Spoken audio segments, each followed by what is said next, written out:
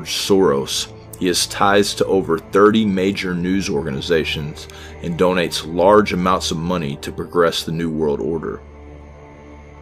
Just so you can see for yourself what kind of man he is, here are some of his quotes. "It is sort of a disease when you consider yourself some kind of god, the creator of everything, but I feel comfortable about it now since I began to live it out. I admit that I have always harbored an exaggerated view of my self-importance. To put it bluntly, I fancied myself as some kind of god or an economic reformer like Keynes, each with his general theory, or even better, a scientist like Einstein. Reflexivity sounds like relativity. If truth be known, I carried some rather potent messianic fantasies with me from childhood, which I felt I had to control. Otherwise, I might end up in the loony bin. But when I made my way into the world, I wanted to indulge myself in my fantasies to the extent I could afford." What sort of a financial deal should Obama be seeking to strike when he travels to China next month? No, I think this would be the time, because you really need to bring China into the creation of a new world order.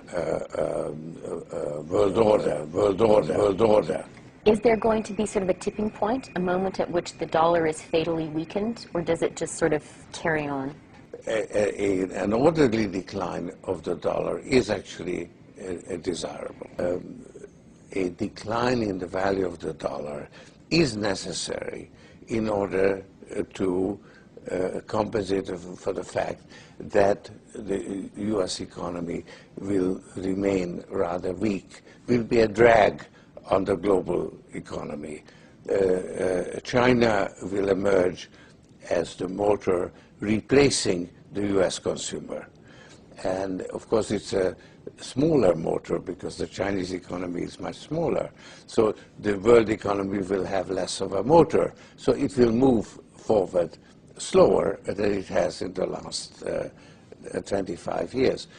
But China will be the engine driving it forward, and the U.S.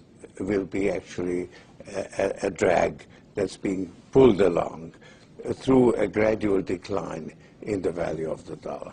So there would be a slow decline in the value of the dollar. And this man who was in support of Obama has also been in support of Hillary Clinton. He has donated millions to back her in this whole quest to try to get his people into power. And as you can see here, he has dropped another $15 million just to try to stop Trump and to mobilize Latinos. Now that's two avenues right there that he's working down. Another, and this goes on and on when it comes to Soros. Another is this MoveOn.org, which he supports and funds.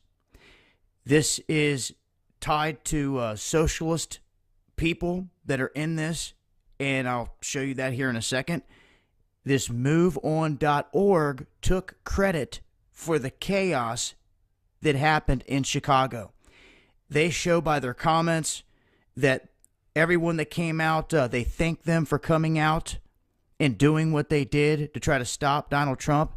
And it was all put into motion by this MoveOn.org that Soros backs. George Soros has a big interest in Clinton. When the man spent $25 million, and this is just what we know of. Who knows what else has gone down behind the scenes? What is very clear here is that he has given $25 million to Hillary Clinton. And this is a man that's worth almost $25 billion. $24.9 billion. You were looking at George Soros. In my opinion, one of the most evil and wicked men on this planet.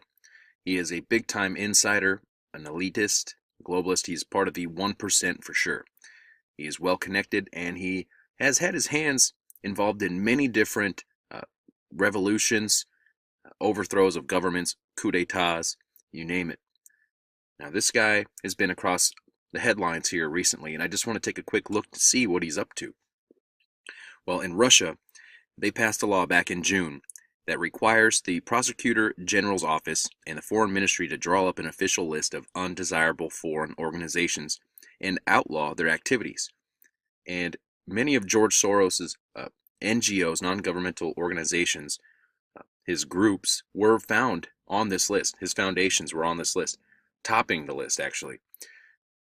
This Russian law states that any Russian citizen found to be participating with any of these foundations or groups linked directly to Soros would be illegal, and you would be punished by heavy fines and up to imprisonment. This comes as no surprise to me, as Soros was one of the main key players in the coup that took place in Ukraine right on Russia's doorstep, replacing that democratically elected government with their own puppet regime. George Soros is also one of the main investors in Obama's new clean energy research plan. Obama is currently in Paris, France at COP21, the UN Climate Change Summit, right now.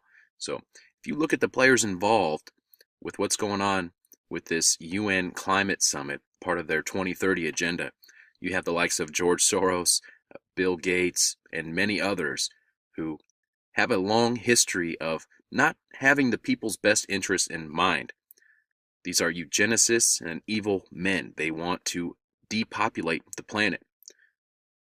Essentially, this climate summit, they look to gain wealth and power and authority by taking something that naturally occurs in our environment and transforming it and promoting it as a crisis that will affect everyone on the planet.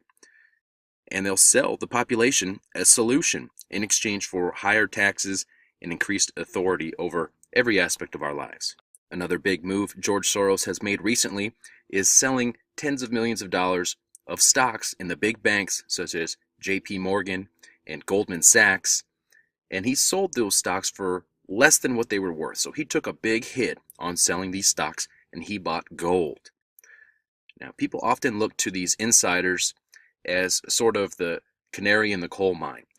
When they start dumping and selling stocks and betting against the banks, people see this as a warning sign. Like, he knows something that's coming down the pike. This guy didn't get to be one of the most rich and powerful men in the world by accident. He is a big-time insider. So it's leaving a lot of people speculating that something big is coming down the line. Now, this man has single-handedly not overthrown governments, but also currencies by doing moves just like this. It's been revealed by the Cyber Berkut hacker group that Soros sent a lot of emails to the Ukrainian leadership after the Maidan revolution happened, urging them to do certain steps. First of all, in one of the letters, he said that Ukraine should be provided with lethal military assistance from the United States in order to achieve its goals, something, of course, being very heavily discussed in the United States over the past several months, and whether the President of the United States would actually take such a risky step. He also said that Ukrainian personnel should be trained outside of Ukraine on NATO bases in Romania, so that there would be no suspicion of NATO boots on the Ukrainian soil. In a separate letter to the Ukrainian leadership, Mr. Soros also instructed them as to what steps they should do in the economy. One of those said, and I quote, "restore some semblance of currency stability and a functioning banking system," end of quote. That is despite Soros himself admitting the dire state of the Ukrainian banking system and economy in general. Well, those may sound like just recommendations if they were not coming from a man who openly admitted to backing several revolutions and changes of regimes in countries where his interests lay over the years. George Soros is a thug who's deployed as an economic hitman for the British Empire. He was trained at the London School of Economics and later picked up by an associate of the Rothschilds. He will then use the funds handed to him to launch financial warfare, stealing billions of dollars, and then, using some of these proceeds, finance programs such as drug legalization, euthanasia, and political cults such as MoveOn.org to destroy a nation's ability to resist imperial rule. But of course, Soros' demented thinking should not solely be attributed to himself, but rather, it was partially generated by his handlers during his formative adolescent years. These are pictures from 1944 of what happened to George Soros' friends and neighbors. You're a Hungarian Jew who escaped the Holocaust by posing as a Christian. Right. And you watched lots of people get shipped off to the death camps. Right. I was 14 years old. And I would say that that's when my character was made. In what way? That one should think ahead. And one should understand and anticipate events. And when one is threatened, it was a tremendous threat of evil. I mean, it was a very personal experience of evil. My understanding is that you went out with this protector of yours who swore that you were his adopted godson. Yes, yes. Went out, in fact, and helped in the confiscation of property from the Jews. Yes, that's right, yes. I mean, that sounds like an experience that would send lots of people to the psychiatric couch for many, many years. Was it difficult? Not at all. Not at all. Maybe as a child you don't see the connection, but it created no problem at all. No feeling of guilt? No. For example, that I'm Jewish, and here I am watching these people go. I could just as easily be there. I could be there. None of that? Well, of course, I could be on the other side, or I could be the one for whom the thing is being taken away. But there was no sense that I shouldn't be there, because that was, well, actually, in a funny way, it's just like the markets. That if I weren't there, of course, I wasn't doing it, but somebody else would be taking it away anyhow. And it was whether I was there or not, I was only a spectator. The property was being taken away. So I had no role in taking away that property. So I had no sense of guilt. After being psychologically prepared through his collaboration with the Nazis, George Soros naturally traveled to England in 1947 to seek further training at the London School of Economics. There he became the protege of radical positivist Karl Popper, who influenced Soros' latter project, the Open Society Institute, which coincided with Popper's imperial view that empires have the absolute right to launch wars against the so-called uncivilized Third World to establish peace, just as the British East India Company established peace by enforcing their opium trade on China with gunboats. Now we have a global capitalist system. The power of the states is greatly reduced, which incidentally I applaud. But nevertheless, there isn't an international political process to keep pace with the internationalization of our economy. Left alone, states do not maintain peace. We need an international organization aimed at keeping peace. In the 19th century, we had a global capitalist system, and it was Great Britain representing the imperial power that maintained stability. Currently, we have no system of peace. In some ways, the 19th century version of the global capitalist system was more stable than the current one. There were imperial powers, Britain foremost among them, that derived enough benefits from being at the center of the global capitalist system to justify dispatching gunboats to faraway places to preserve the peace or collect debts. To no surprise, after his civilized training in London, Soros was soon to become the Anglo-Dutch oligarchy's most devoted monkey. According to former associates, George Soros was given his startup money to launch the offshore quantum fund NV by none other than Baron Edmund de Rothschild's right-hand man, George Karl Weiss. With funds of this type, Soros would conduct financial warfare through derivatives and currency speculation. His first major mission was plotted on June 2, 1992, when representatives of Soros, along with other Anglo-Dutch financial predators, met on Her Majesty Queen Elizabeth II's yacht de Britannia while in the presence of the Queen herself.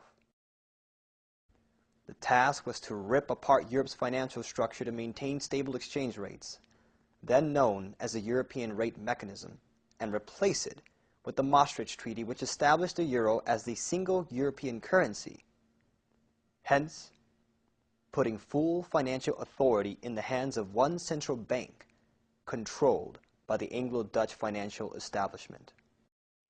Now, this was part of a plot which was set up to create what we now see forming out of the Lisbon Treaty, this idea of a United States of Europe sort of thing, which is that basically you're doing away with national sovereignty. It's not like the United States in the way that we think of it, but it's the idea of doing away with national sovereignty, creating some sort of a European government. And we've seen now that we have the European currency, the euro. The European rate mechanism was the first step in this. So this was set up with a number of nations involved. The British were part of it to help get it set up, but the British didn't want to stay in it because they prefer to manipulate it from outside, because this is a trap for the rest of Europe, but to be manipulated by the Brits, but the Brits don't want to subject themselves to it.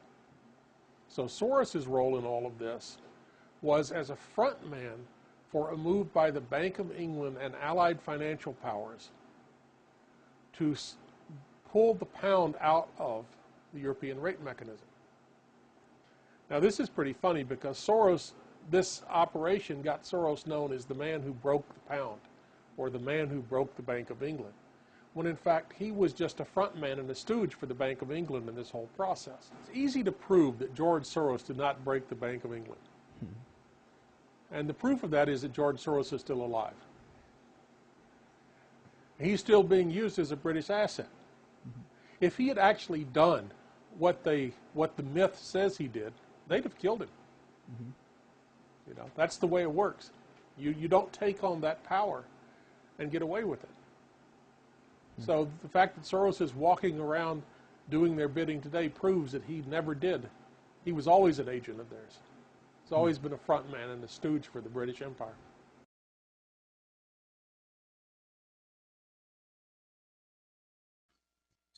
The economy of the Soviet bloc itself is a terrible and worsening failure.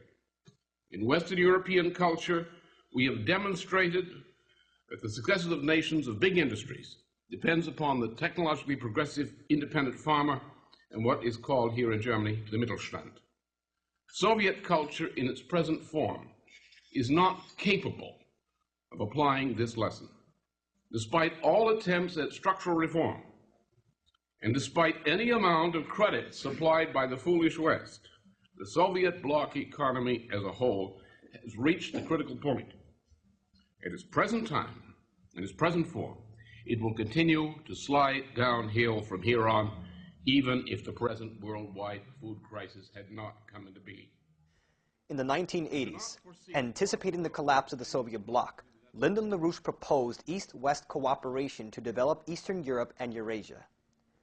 After the Berlin Wall came down in 1989, the LaRouche movement organized in leading circles of Europe around the Paris-Berlin-Vienna Productive Triangle program, and then the Eurasian land bridge for capital-intensive, energy-dense infrastructure and industrial buildup to provide better living standards along corridors of development reaching all across Eurasia. But within the British Empire, a handful of strategic planners saw this moment as an opening for the drastic turn toward their system of world empire. Just as the statesman Lyndon LaRouche was being forced into jail in the most disgraceful, fraudulent trial in American history, the same Anglo-Dutch forces that had moved to destroy LaRouche unleashed their golem, George Soros, upon Eurasia. As the Soviet Union declined, the economic hitmen moved in. Poland, with the registration of Soros Stefan Batory Foundation in 1988, was ground zero for the European test run of Harvard economist Jeffrey Sachs' shock therapy model. This program, a Shaktian monetary austerity, slave labor, and the wrecking of benefit and pension guarantees for state workers, would be used throughout the region to implement free market looting. George Soros was in the midst of the effort to cultivate a new leadership which would implement the radical free market model even before the Soviet Union cracked.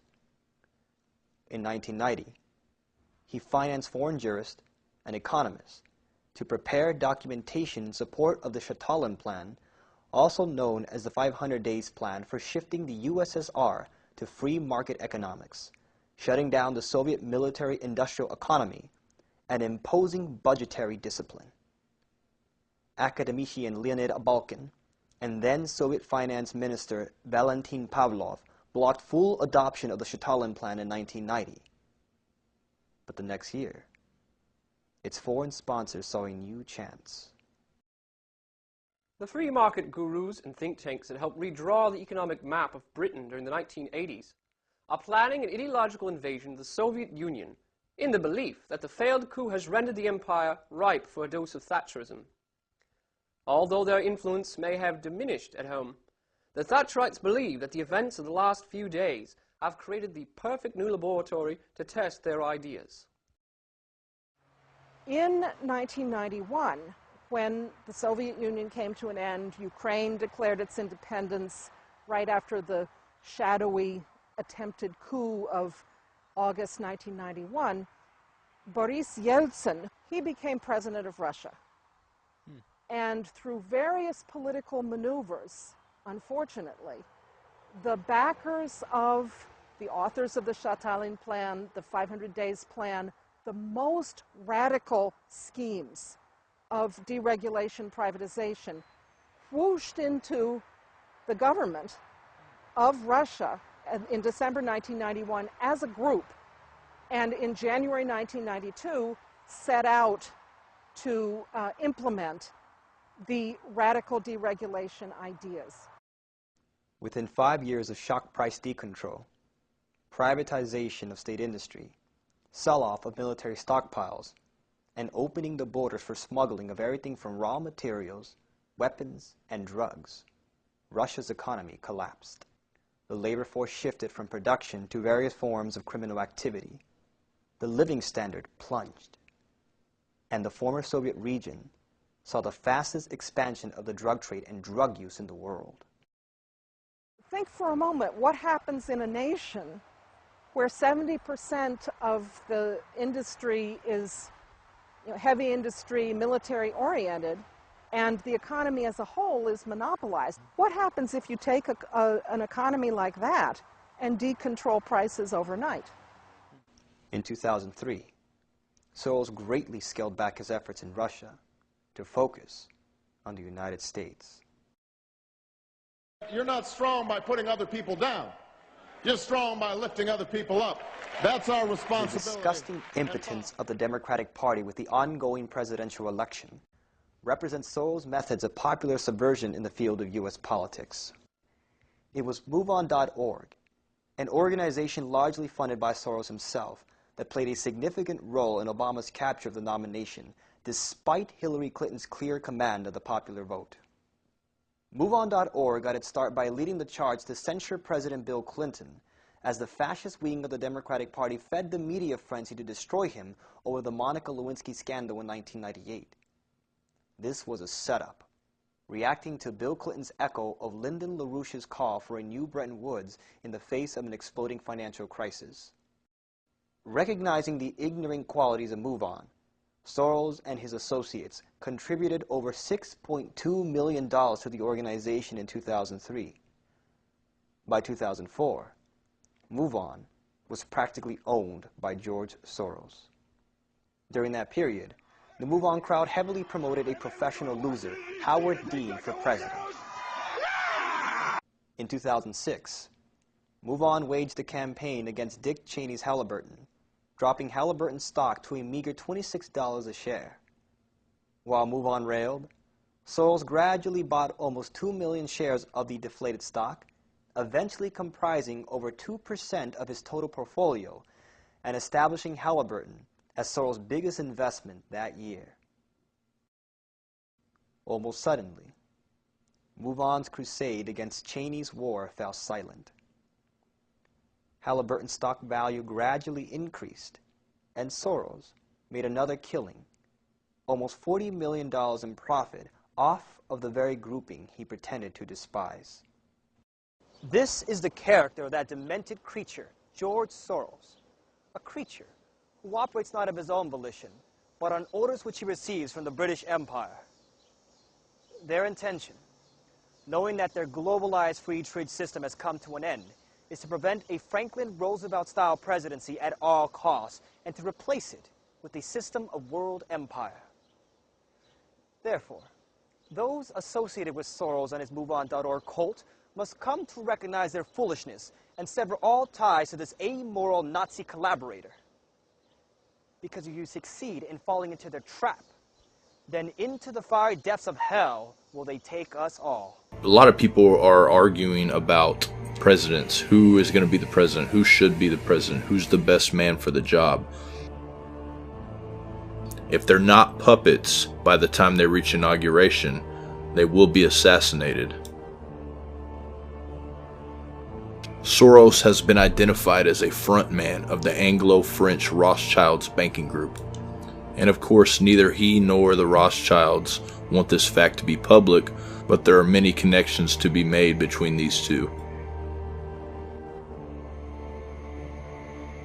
In Soros, the unauthorized biography, pages 5 and 6. As September 15th wore on, George Soros's confidence that Britain would pull the pound out of the ERM was growing. It had been Stanley Druckenmiller who had thought the time right for making a bet against the sterling. He talked to Soros about doing something. Soros gave him the green light, but urged his head trader to bet an even larger sum than Druckenmiller had in mind. And so Druckenmiller, acting for Soros, sold $10 billion worth of sterling. The next morning at 7 o'clock, the phone rang at Soros' home. It was Stan Druckenmiller with news. While George Soros had slept, he racked a profit of $958 million. When Soros' gains from the other positions he took during the ERM crisis were tallied, he racked up close to $2 billion. It was this bet, this single act of placing $10 billion on the fact that Britain would have to devalue the pound, that made George Soros world famous. In Time magazine, September 1st, 1997, Soros said of this event, "I had no platform, so I deliberately did the sterling thing to create a platform." In 1997, during the Asian financial crisis, the then Malaysian Prime Minister, Mahathir bin Mohamad, accused him of bringing down the Malaysian currency. In Thailand, he was branded an economic war criminal who sucks the blood from the people. It's clear to see that George Soros is a major player. He's a 64-year-old Hungarian with an American passport that is devaluing currencies all across the world. His progressive ideology is being forced on the American people. This 64-year-old senior citizen that is not even from our country provided at least $33 million in a single year to radical leftist groups orchestrating protests and unrest in Ferguson, Missouri and nationwide, according to an explosive investigation into filings of globalist financiers' philanthropic tax-exempt open society foundations. Dozens of Soros-funded outfits help lobby the media, bust in AstroTurf protesters and community organizers, coordinate propaganda message, create an echo chamber, and more, the Washington Times revealed. So can you believe this? He's not even a citizen of our country, and he's bussing in protesters, organizers, and we all know what happened in Ferguson. It was a violent mess, complete chaos. He's a race baiter, and he's trying to cause civil unrest in our country. And people don't see this. All they see is black this, white this, Jew this, Muslim this. These people are causing this to happen. They're propaganda all over the place. And people don't realize that they're falling for this propaganda. When you watch CNN, when you watch Fox, when you watch all these companies, George Soros has his hand in almost every single one of them. Okay, and not only him, all these elitists have their hands in these media organizations. It's nothing but propaganda. They're feeding the information that you see. If you can watch these propaganda organizations and keep in mind what they're trying to do, you might be alright. If not, it's best to turn it off. Quit watching it. It's their form of control. He dumps billions of dollars into these fake grassroots companies that he just makes up to fit his agenda. Grassroots companies normally operate in a way that the citizens have a problem and they try to solve it through a grassroots organization. What he's doing is he's paying to operate a grassroots organization and paying the members to do the job that he wants to have done. It would be like if I wanted to lower the cost of ice cream. So I funded a grassroots organization and made it their goal to lower the cost of ice cream, while I sit back and have no involvement other than a donation. This is the same way that the Nazis accomplished many of their goals. George Soros is nothing more than a Nazi. He's a man that pushes propaganda, invests his money where he thinks he can make a difference and lead toward his globalization goal of the New World Order. A few other events that have happened that link George Soros to him are the Occupy Wall Street and the turmoil in Ukraine. He gives more than $1.8 million to radio stations like NPR. So those of you that are listening to NPR, you are listening to the agenda of a 64-year-old non-resident of the United States. You're listening to the propaganda of a New World Order elitist. So I suggest that you find a new radio station. Viktor Orban, the Prime Minister of Soros' birth nation, stated that he has to deal with tens of thousands of second and third world immigrants streaming into his country and other European nations, while Soros lives free of such inconveniences in his $10 million mansion outside of New York City. Soros himself is responsible for many of the migrant problems in Europe. He is basically destroying Europe for his own gain. There's a common divide and a common double standard with these elitists. They want the borders to be shut down and allow immigrants in everywhere, but yet they themselves would not have that. They live in $10 million castles and even bigger, while the regular people like us are being infiltrated by violent criminals and terrorists because of their policies.